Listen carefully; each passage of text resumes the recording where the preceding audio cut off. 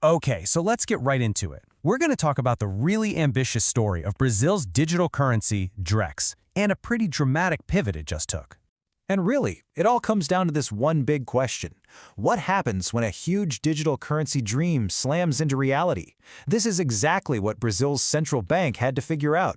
It's kind of like they were aiming for the moon, but then realized they needed to step back and just build a really good rocket engine first. All right, first things first, let's make sure we're all on the same page. A CBDC, or central bank digital currency, is not crypto. It's the country's actual money, in this case the Brazilian real, just in a digital form that the central bank itself issues and backs. You can think of it as official, government-issued digital cash. So DREX, which by the way used to be called the digital real, it had this huge vision. This wasn't just about speeding up payments. No, the big idea was to build a whole new digital platform where you could turn things like your house or government bonds into digital tokens. And that would open the door to all sorts of new financial services we haven't even thought of yet. And here's a great way to think about it.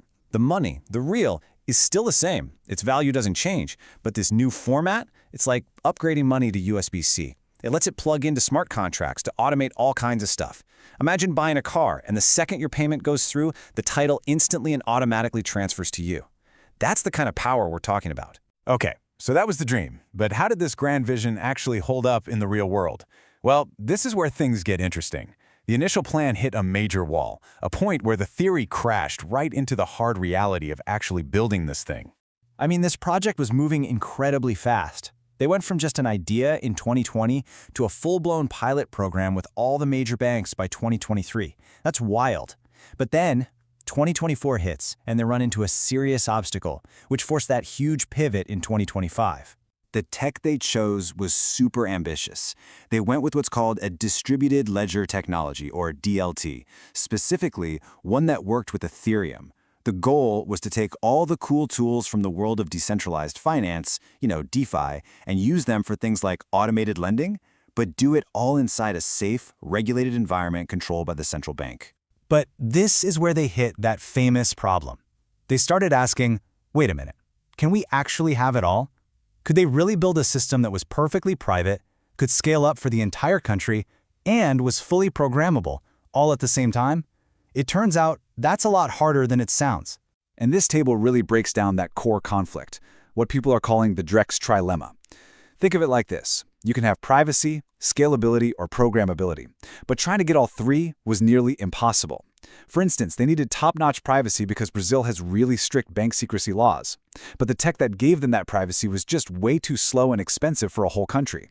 And to make matters worse, some of those privacy tools actually broke the programmability, which was one of the main reasons for doing this in the first place. So you see the problem. This trilemma basically forced them to stop and completely rethink their strategy.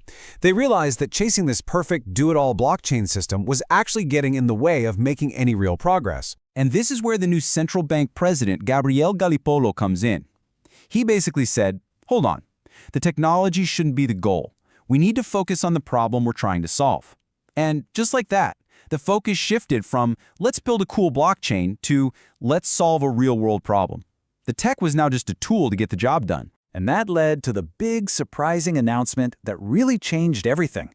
The central bank said, you know what, we're putting the blockchain part on hold for now. The priority was just to get something working and out the door.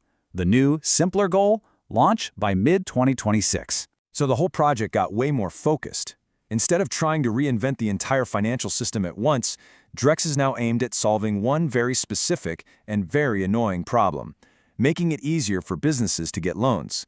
It's about streamlining how they use things like stocks as collateral. So it went from being this big public revolution to more of a quiet, behind-the-scenes evolution. Now, a huge reason they could make this pivot is because of another Brazilian success story, Pix. I mean, just look at this chart. Pix is the dark teal line, and it just shoots to the moon after it launched. It basically made every other payment method, credit cards, debit, you name it, look tiny in comparison. Since Pix already solved the problem of fast, everyday payments for people, it freed up DREX to go after a different, more complex problem. And that brings us to our second analogy, which is perfect for understanding the difference. Imagine the financial system is a big airport. Pix is for the passengers. It's all about moving people's money around quickly for their day-to-day stuff. DREX, on the other hand, is the cargo operation. It handles the big, heavy, complicated stuff behind the scenes, like settling accounts between the banks. So, where does this leave us? What does this big pivot mean for the future of digital money? Not just in Brazil, but everywhere. It's a really fascinating story about choosing what works over what's theoretically perfect. Okay, so a few key takeaways here. First, don't expect to use DREX to buy your next coffee. This is now a tool for the big financial players. Second, even though the original plan changed, the project itself was a huge wake-up call. It forced every bank in Brazil to dive deep into tokenization. And third, it's kicked off a massive global conversation. Other countries are now looking at this and asking, do we really need to go all in on blockchain right away, or is Brazil's new, simpler approach the smarter move? As you can imagine, the reaction to this was, well, mixed. On one side, you have the critics saying the central bank sent everyone on a wild goose chase, wasting years and a ton of money. But on the other side, you have people saying, look, without that big push, the industry would be years behind. They see it as a necessary experiment that got everyone ready for what's next. And this is really important. The whole privacy question is still on the table. The blockchain idea had its own privacy issues, sure, but moving away from it means something else. Now, instead of trusting the math and cryptography to protect your data, you have to put more trust in the laws and the institutions themselves. It's a different kind of trade-off.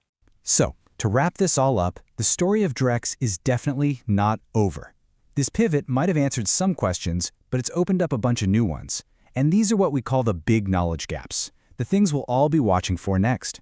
So here's what to keep an eye on. First, what tech are they actually going to use now? If not blockchain, then what?